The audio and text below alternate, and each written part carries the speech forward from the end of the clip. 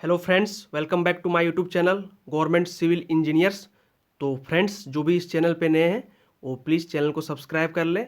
और आप लोग को पता है कि आज 31 है और आज जेएसएससी जेई का पेपर था। तो हम बताने वाले हैं अभी खास करके सिविल में। पूरा क्वेश्चंस नहीं आया, अभी सिविल का मेरे पास आया है। तो मैं डिस्कस करूँगा अभी सारा क्वेश्चंस क्या क्या आया था सिविल में आज। तो चलिए स्टार्ट करते हैं, ज़्यादा टाइम वेस्ट नहीं करते हैं। और फ्रेंड्स, आप लोगों को पता है कि न्यूमेरिकल्स लगभग 20 to 30 आ रहे हैं हर पेपर में। तो आप लोग अच्छे से करके जाएं, ठीक है। तो स्टार्ट करते हैं पहला क्वेश्चन। तो पहला क्वेश्चन जो आया था, calculate earthwork embankment by mid ordinate rule और ट्रापेजोइडल रूल, ठीक है। आप लोग ये इसमें एक और मेथड होता है, तीसरा मेथड जो होता है सिम्पसन रूल्स, वो भी पढ़ लीजिएगा।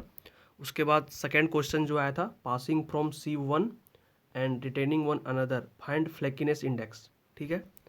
उसके बाद एक क्वेश्चन आया था एंगुलरिटी नंबर निकालने का। और वाटर क्वालिटी का दो क्वेश्चन आया था कोडल प्रोविजन पे। उसके बाद EKG जो है, आप लोगों को पता है कि जो ये तीनों के बीच रिलेशन है, E=3K1 - 2 म्यू और E=2G1 + म्यू, उस पर दो क्वेश्चन आया था। उसके बाद T और I सेक्शन का सेंटर ऑफ ग्रेविटी निकालने आया था। आप लोग न्यूमेरिकल्स अच्छे से कर लीजिएगा। उसके बाद प्लास्टिक कॉम्पैक्ट और सेमी कॉम्पैक्ट जो होता है स्टील में, उससे दो क्वेश्चंस आए थे, ठीक है। उसके बाद नॉइज लेवल जो होता है, अलग अलग क्राइटेरिया में कितना कितना है, उस पर दो क्वेश्चंस आए थे। जैसे कि आप लोगों को पता है कि हॉस्पिटल्स के लिए कितना होना चाहिए, ये जो क्राइटेरिया होता है उस पर दो क्वेश्चंस आया था। तो और आगे देखते हैं। उसके बाद वाटर क्वालिटी पैरामीटर्स, उस पर दो क्वेश्चंस आया था। और फिर रेगुलेटरी साइन, इसमें अब याद रखिएगा कि रेगुलेटरी में ओक्टागोनल होता है स्टोप का, ये बहुत ही इम्पोर्टेंट है, ठीक है। उसके बाद नॉइज लेवल से बता दिए आपको, 4 क्वेश्चंस था। और कोड फॉर लिक्विड स्ट्रक्चर या फिर वाटर टैंक, कौन सा कोड है उसके लिए, डिजाइनिंग कोड वो 3370 है।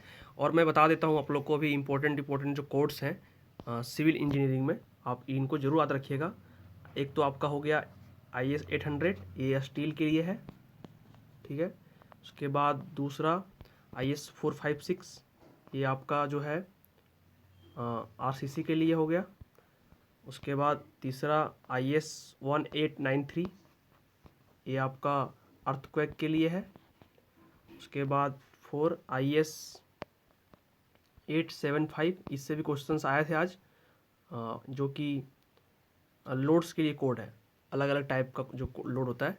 उसमें पार्ट 1 में है आपका डेड लोड, पार्ट 2 में है इम्पोज्ड लोड, पार्ट 3 में है विंड लोड, ये तीनों मेनली याद रखिएगा। उसके बाद एक है IS 10262, ये आपका जो कोड है, ये आपका है मिक्स डिज़ाइन का कोड है, ठीक है। और फिर IRC है दो जो इम्पोर्टेंट है, 37, ये आपका फ्लेक्सिबल पेमेंट का डिज़ाइन के लिए है। उसके बाद IRC 58, ये जो है रिजिड पेमेंट का डिज़ाइन के लिए है, ठीक है। तो अभी देखिए यहाँ पे बता रहे थे आपको हम, एक क्वेश्चन आया था IS 875 का पार्ट 2 इम्पोज्ड लोड है, सबको पता है। और लोड्स का जो कोड है आप लोग को पता है, उसमें अलग अलग जो लोडिंग कंडीशन है या फिर लोडिंग अलग अलग जो यूटिलिटी पे, तो उस पर क्वेश्चंस भी पूछे गए थे, ये कोड में दिया हुआ है। जैसे कि लाइक स्कूल का स्टेयर केस का में कितना लोड कंसिडर करते हैं, वो पूछा गया था। उसके बाद T सेक्शन और सेंट्रोइड फाइंड करने आया था, तो बता दिए आप लोग को, तो क्वेश्चन आया था टोटल। उसके बाद स्टेटमेंट वाला क्वेश्चन जो था, टोटल जो था स्टेटमेंट वाला क्वेश्चन, वो 10-15 क्वेश्चन आए थे आज, ठीक है। और स्टील से भी आज 5 to 7 क्वेश्चंस थे, ठीक है। तो फ्रेंड्स आप लोग इतना समझ लीजिए कि क्वेश्चन जो है पेपर आज मॉडरेट ही था, बट 20% जो क्वेश्चंस हैं वो अच्छे लेवल के हैं। ठीक है, जहाँ मुझे रिव्यू मिला है मैं बता देता हूँ आप लोग को। जो पेपर 2 था, ठीक है, और पेपर वन में आपका 35 तक सिविल इंजीनियरिंग आया था आउट ऑफ 80 क्वेश्चंस। तो जो सिविल वाले हैं उनके लिए थोड़ा फ़ायदा हो रहा है। बाकी इलेक्ट्रिकल मैकेनिकल के लिए तो इक्वल ही है, ठीक है, कोई दिक्कत है नहीं। वो सबके लिए अगर ज़्यादा क्वेश्चंस किसी सब्जेक्ट से आ रहा है तो सबके लिए कॉमन है, ठीक है।